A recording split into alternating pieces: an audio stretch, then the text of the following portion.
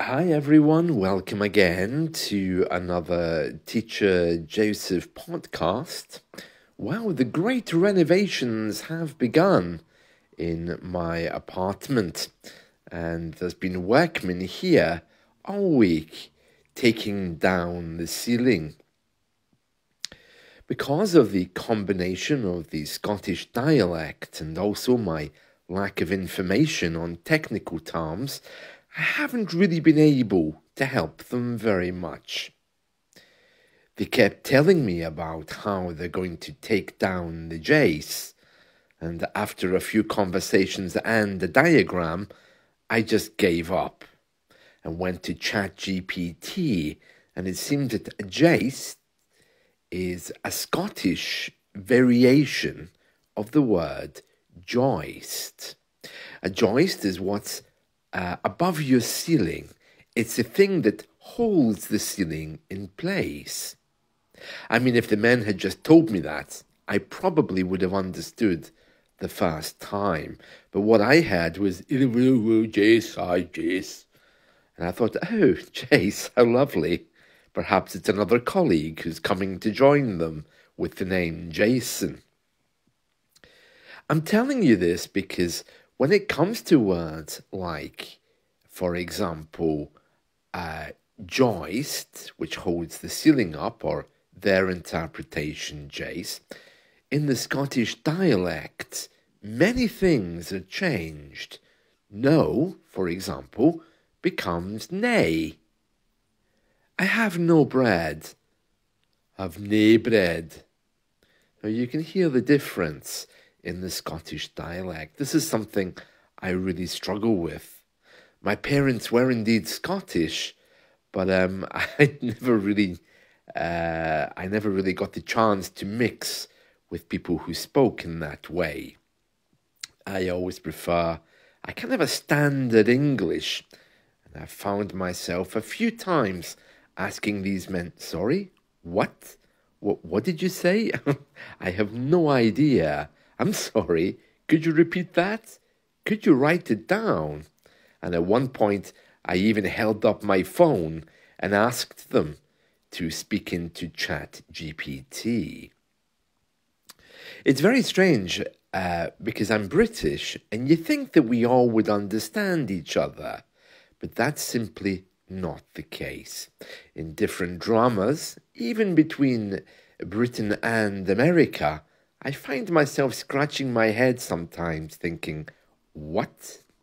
Because these days, of course, we have many more, well, much more, regional programming than before.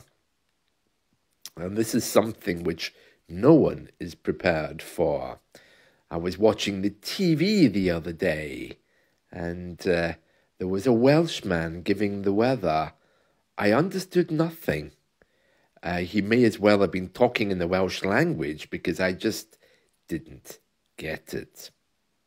It's very amusing sometimes, but it can be very frustrating, especially in an area where it's just assumed that you will know what they're saying and what they're talking about. Well, let me talk you through the renovations that they've done. So, they've almost certainly taken my ceiling away and replaced it with what they call an artificial ceiling, and they're coming today to insert the joist, or what they call the jaist, in a Scottish kind of an accent.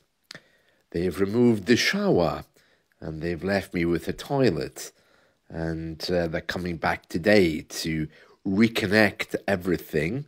That's after they've knocked down another wall. As a teacher with absolutely no knowledge of technical things, they decided before they left yesterday to show me their work, which they seemed very proud of. I was in the middle of an English lesson at the time. The concept of working at home means something very different for them than it does for me. For me, working at home means actually doing a job at a desk. For them, it means coming into your home and ripping out a bathroom. They walked me through the bathroom, very proud of their work, telling me all the wonderful things. And while I looked at the bare wall, the light hanging from the ceiling, it just looked like a mess. However, in true British style, I forced myself to say, "Oh, how lovely! Yes, you've all done very well," before almost falling backwards as I tripped over a piece of wood that was still sitting there. Perhaps it's because I'm older, I don't know, but I'm no longer accustomed or okay with different energies, different people wandering through my apartment. And it's not just a stereotype about British workers not being dressed properly. I often joke with students who are builders. They often ask, why do British men always, when they're trying to repair walls and when they're kneeling down, why is it that their trousers have to be almost at their knees? It's something very strange and very British. It's a little bit odd and not very nice, but there is something which is peculiarly British. When alterations are being done, when workmen are in, they always seem to end up in a position that you really, really don't want to see. I just feel like telling them, "Oi, would you pull up your trousers?" Honestly. But this, if you've ever lived here, you'll know, or if you've ever seen workmen, this is exactly what they're like. At one point yesterday, while this joist, or jaist, as they say with a Scottish accent, was falling, it sounded like the same noise that you get in a casino when all of the coins fall out of the machine. But these weren't coins, these were stones.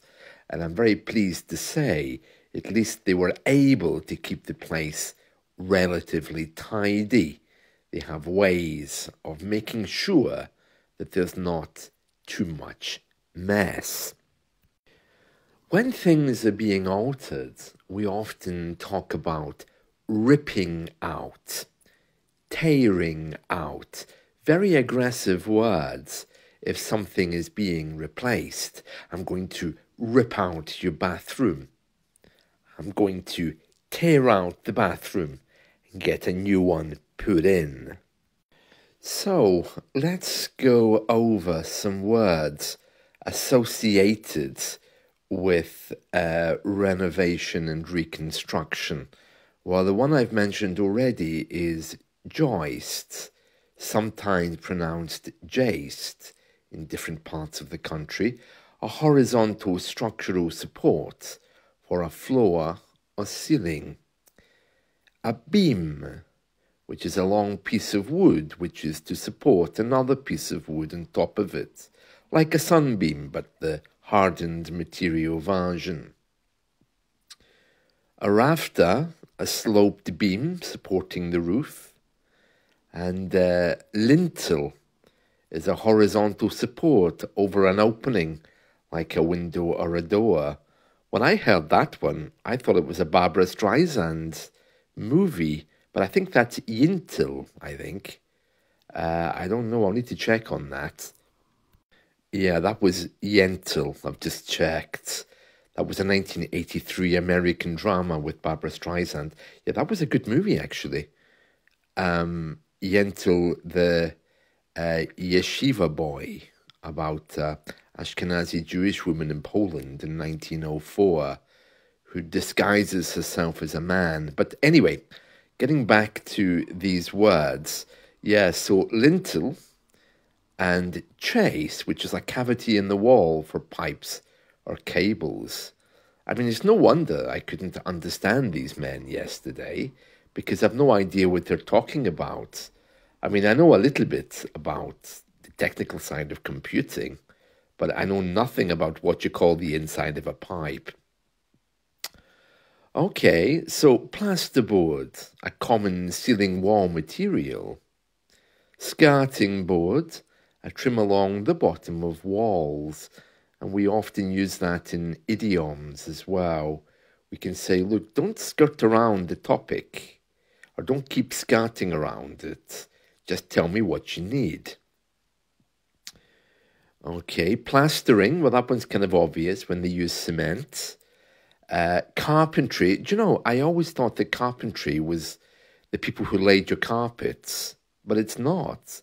Carpentry is woodworking for structural elements, you know? You know that way in school they always tell you that Jesus was a carpenter. I assumed that was the man who put your carpets down. I had this image in my mind of him laying carpet, but actually carpenter is another word for joinery or joiner. So a carpenter, he does woodwork for structural elements, like my ceiling.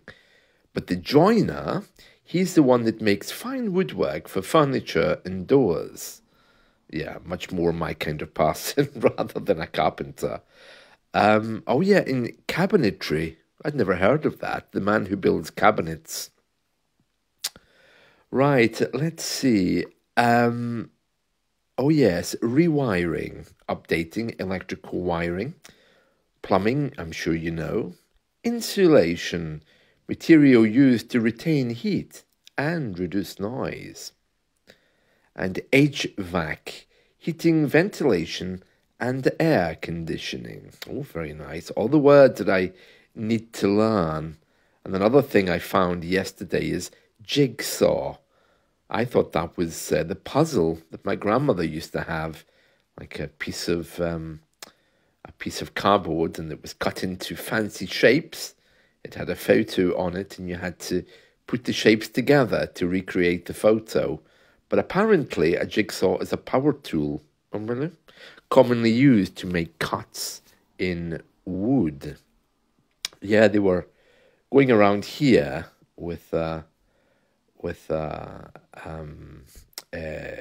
jigsaw yesterday. Yeah, it really didn't look nice, I have to say. Yeah, I'm unaccustomed to seeing men I don't know holding chainsaws in my apartment. I felt a little bit uncomfortable with that. Maybe I'm just getting old, but I don't really know or feel safe anymore, especially in the area I'm living in, and that's something for me to really consider for the future. I think it's the same all over the UK, though. I think when people come to do this kind of work, there's always a feeling that the strangers in your home, and you run away to lock up the gold, like I have any. But you know what I mean. I've got a lot of computer equipment and stuff, and different energies coming in. I'm not accustomed to seeing so many people, so I don't like it. Anyway, that's it from me for today. I hope you've enjoyed this, and let's talk again soon. And I'll keep you updated as they continue to repair my joist, beam, and lintel. Yeah. All right then. See you. Bye.